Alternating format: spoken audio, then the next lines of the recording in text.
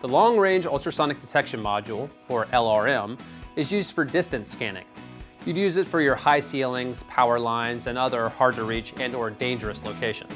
Isn't it cute? Kind of looks like an ice cream cone. You could scoop your ice cream on there. Do not scoop your ice cream onto the LRM. This small, rugged, lightweight unit has a parabolic design shaped to reflect all ultrasonic signals directly to the apex of the transducer. The signal is then pre-amplified and transferred to the detector housing where it is amplified further. This double amplification works the same way a telescope amplifies objects visually.